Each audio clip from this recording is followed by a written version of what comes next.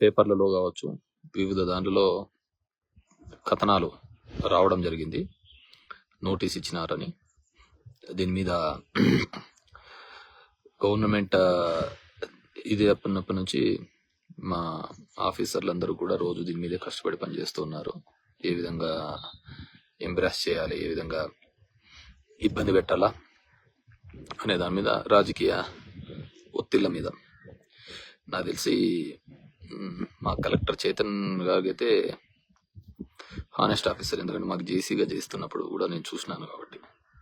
But ఏమైందో కానీ ఆయన కూడా బాగా విపరీతమైన ప్రెజర్స్, మామూలుగా ఏం చేసేకైతే ఆయన పొలిటికల్ ప్రెజర్స్కి ఆయన ఏం చేస్తాడు కానీ దాని గురించి బ్రీఫ్గా, ఇరిగేషన్ వాళ్ళు నిన్న ఒక నోటీస్ ఇచ్చారని, దాని ముందర రెవెన్యూ వాళ్ళు ఒక నోటీస్ ఇచ్చారని చూడడం జరిగింది.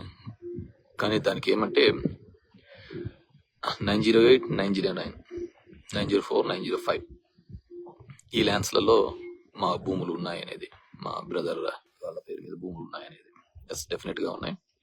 ఇరిగేషన్కి సంబంధించిన భూములు కేవలం 661 సర్వే నెంబరే తప్ప ఈ సర్వే నెంబర్లు ఇరిగేషన్ ట్యాంక్ కిందికి రావు. అది కంప్లీట్ రికార్డ్స్లలో కూడా చూసినా కానీ చూడడం జరుగుతుంది. సో అది ఇరిగేషన్ కిందికి రాదు. సో అదేవిధంగా నా పక్కనున్న నైబరింగ్ రైతు సోకాల్డ్ జే సూర్యనారాయణ, అతనికి ఇచ్చిన నోటీస్ అది కూడా 43-2, 43-2A, 2B అనేది అది డాటెడ్ ల్యాండ్స్ కిందకని ఇచ్చినారు. ఆ డాటెడ్ ల్యాండ్స్ అనే దాంట్లకు గతంలో నాగలక్ష్మి కలెక్టర్గా ఉన్నప్పుడే దాటిని జీవో నెంబర్ 575 ప్రకారం 2018లో ఇచ్చిన జీవో, అంటే అప్పుడు తెలుగుదేశం పార్టీ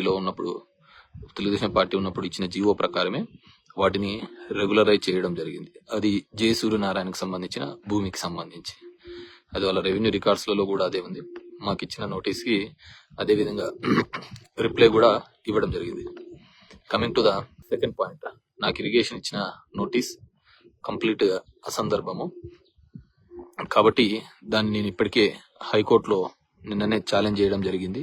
హైకోర్టు కూడా ఆ నోటీస్ని కొట్టివేయడం జరిగింది.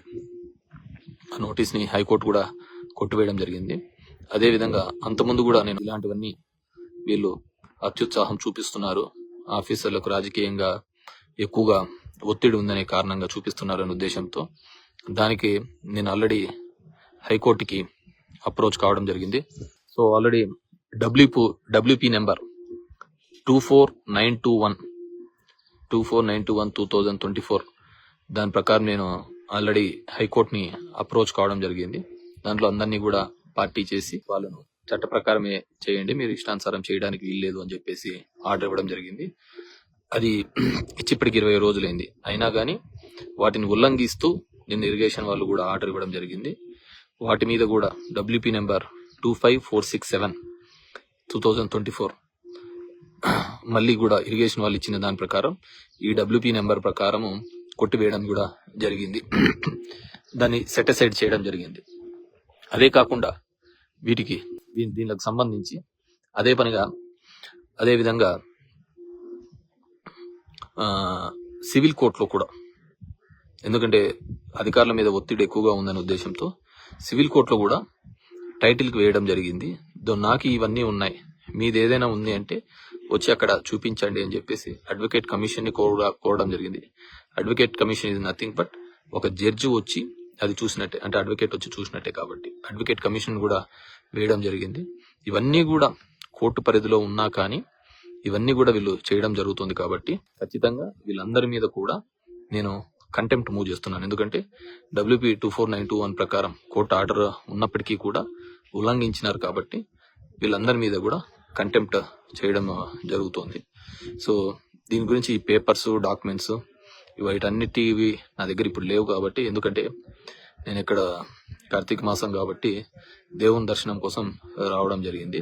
సో ఒకసారి నేను తిరిగి వచ్చిన తర్వాత మళ్ళీ ఫర్దర్గా అది కోర్టు పరిధిలో ఉన్న వరకు ఉంది కాబట్టి ఎంతవరకు మాట్లాడచ్చు, ఏ విధంగా అని చెప్పేసి కంప్లీట్గా డాక్యుమెంట్స్తో మీ ముందరికి వస్తాను. సో చేసే ప్రక్రియ అదంతా కూడా ప్రజలకు ఇచ్చిన దానిలకు వీటినన్నిటినీ కూడా గాలికి వదిలేసి కేవలం మీడియా అటెన్షన్ కోసం, నా రిప్యుటేషన్ని స్పాయిల్ చేయడం కోసం ఇవి చేస్తున్న పద్ధతిగా కనపడుతుంది.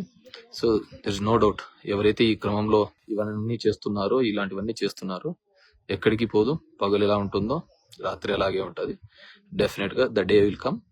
ఎవరెవరైతే దీనిలో చేసినారో వాళ్ళందరి మీద కూడా ఖచ్చితంగా యాక్షన్స్ చట్ట ప్రకారం తీసుకోబడతాయి.